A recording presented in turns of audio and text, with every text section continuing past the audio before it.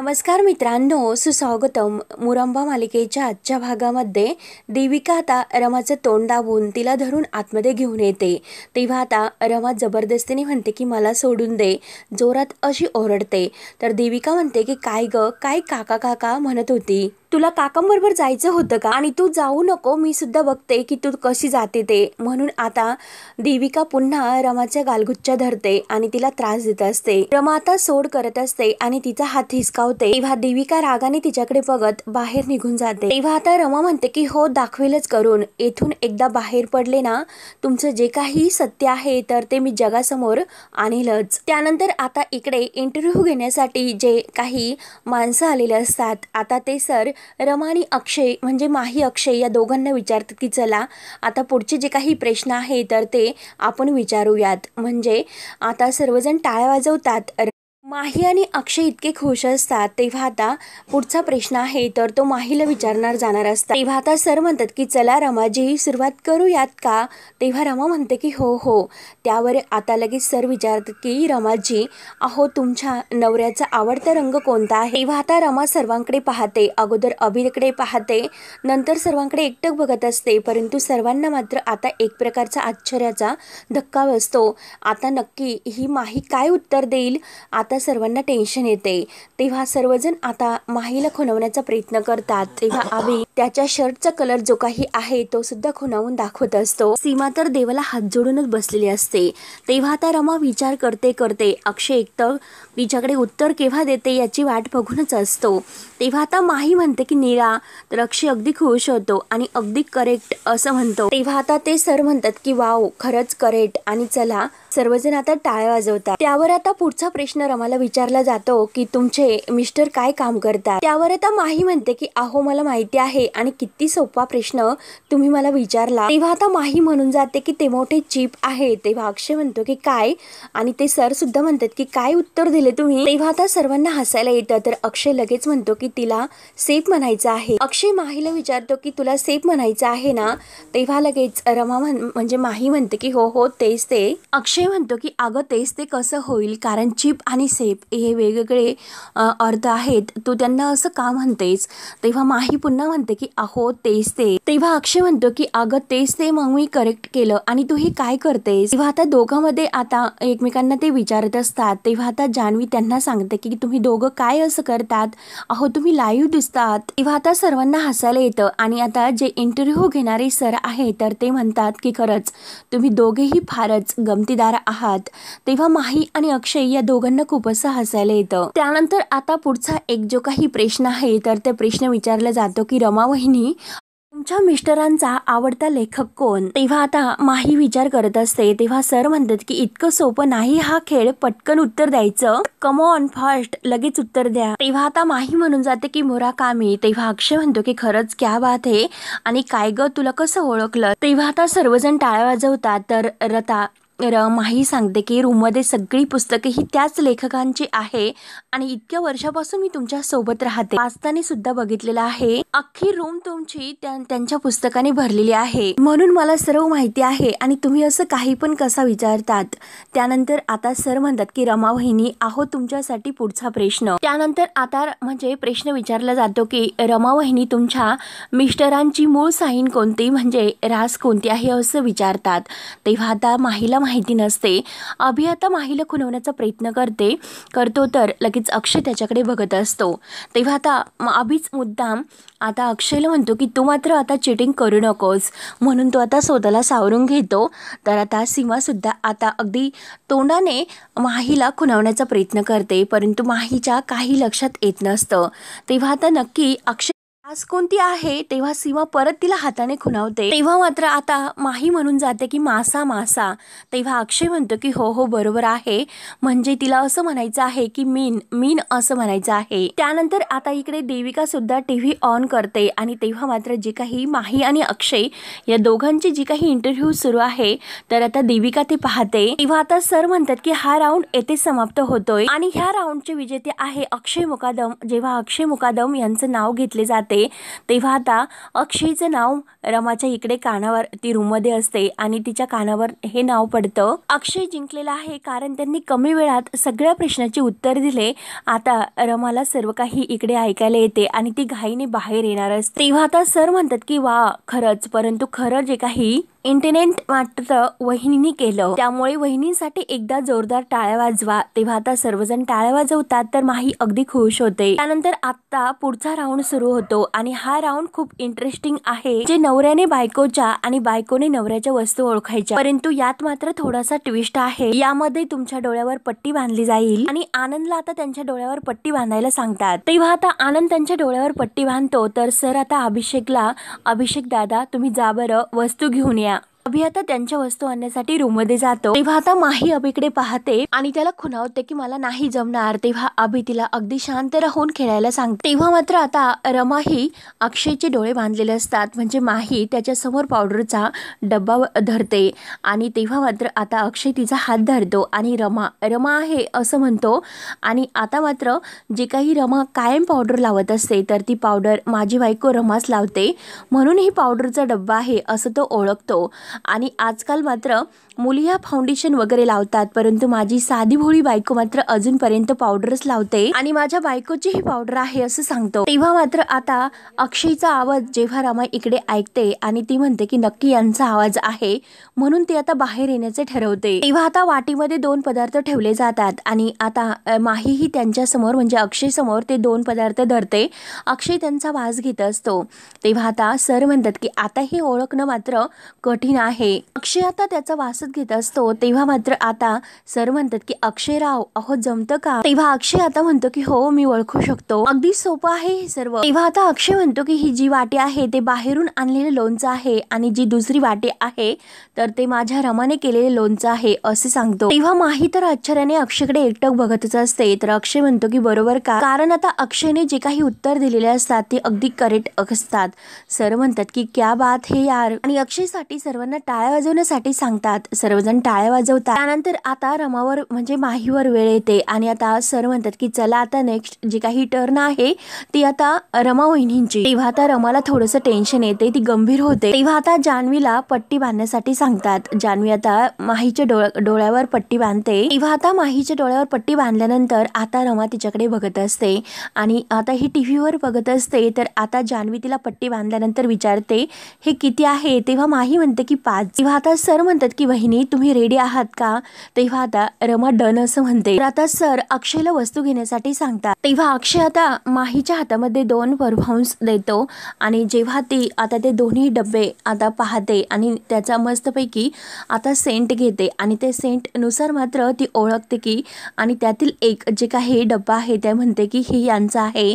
तेव्हा आता लगेच सर म्हणतात की करेक्ट, परंतु दुसरा दोन्ही डबे सेम असतात. तर माही ते ओळखते. माही म्हणते की अरे दोन्ही सुद्धा यांचेच आहे आणि सेम तुम्ही का दिलं? तेव्हा आता सर म्हणतात की हो आपण हा गेम अगदी ट्रिकी करण्यासाठी सेम असे परफ्यूम ठेवले होते, परंतु वहिनींनी मात्र अगदी चोख ओळखलं. तेव्हा आता अक्षय खूप खुश होतो आणि सर्वजण टाळ्या वाजवतात. तेव्हा आता पुन्हा दुसरा प्रश्न आहे, तर त्यासाठी मात्र आता माहीच्या हातामध्ये अक्षय त्याचे जे काही शर्ट आहे तर ते शर्ट देतो. तेव्हा आता माही ते शर्ट ओळखत असते, परंतु थोडीशी कन्फ्यूज होते. सर म्हणतात की हो वहिनी थोडेसे कन्फ्यूज झाल्या. तेव्हा आता लगेच सर म्हणतात की आता मात्र वहिनी गोंधळलेल्या आहे, परंतु जो काही अक्षयचा शर्ट आहे अगदी करेक्ट तो शर्ट ती ओळखते आणि म्हणते की हो शर्ट यांचा आहे. तेव्हा आता अक्षय आणखीनच खुश होतो आणि सर्वजण आता माहीने ह्या प्रश्नाचे उत्तर दिल्यामुळे करेक्ट असं ओळखल्यामुळे आता सर्वजण पुन्हा तिच्यावर टाळ्या वाजवतात. तेव्हा मात्र आता रमा हे सर्व पाहत असते आणि तेवढ्यात आता सर्वजण टाळ्या वाजवत असतात आणि तेवढ्यात देविकाचे लक्ष रमाकडे जाते. मागे वळून पाहते. तेव्हा मात्र आता रमा म्हणजे माही आपल्या डोळ्याची पट्टी सोडतच असते. तोच लगेच देविका टीव्ही बंद करते. देविका आता रमाजवळ येते आणि म्हणते की काय ग, बघितलंस का तू स्वतःच्या डोळ्यांनी तुझा नवरा त्याच्या दुसऱ्या बायकोला कसं टीव्ही समोर लोकांसमोर मिरवतो ते, आणि तू मात्र उगाच शंका घेते त्याने दुसरं लग्न केलंच नाही म्हणून. तेव्हा आता रमा विचार करून देविकाला म्हणते त्या शंकेचं मात्र जाऊ, परंतु आता मला तुमच्यावर सुद्धा जास्त शंका येते, तुम्ही नक्कीच काहीतरी चुकीचं बोलता. तेव्हा देविका वर हात करून बोट करून म्हणते की काय बोलतेस तू?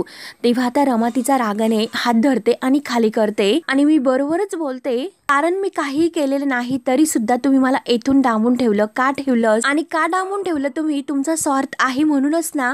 आणि देविकाचा हात ती जोराने पिरगाळते. तुम्हाला जे हवं आहे ते तुम्हाला अजून मिळत नाही म्हणून तुम्ही मला इथे डांबून ठेवलं. मला कळलेलं आहे की तुमच्या मनामध्ये नक्की काहीतरी शिजते म्हणून.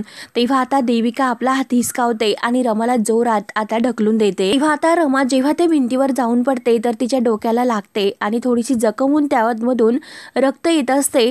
तर आता रमाला खूप त्रास होत असतो परंतु तरी सुद्धा आता देविका तिच्या जवळ येते आणि अगदी करेक्ट ओळखलं तुम्हाला. माझ्या मनामध्ये काहीतरी चांगलं शिजतंय आणि जोपर्यंत तू माझ्या मनासारखं वागत नाही तोपर्यंत हे असंच चालू राहणार. आज तुझे डोके फुटले परंतु तू जर असंच बोलत राहिली तर मी तुझा जीव घेईल. आणि रागाने मात्र ती रमाचा हात धरते आणि चल वरती तिला वर घेऊन जात असते आणि काय तर बडबड करत असते. त्यामुळे तुला मी आता कोंडूनच ठेवते म्हणून देविका रागाने आता रमाला वरती घेऊन जाते. तेव्हा आता सर इकडे म्हणतात की खरंच आजचा हा शो खरंच खूप छान झाला.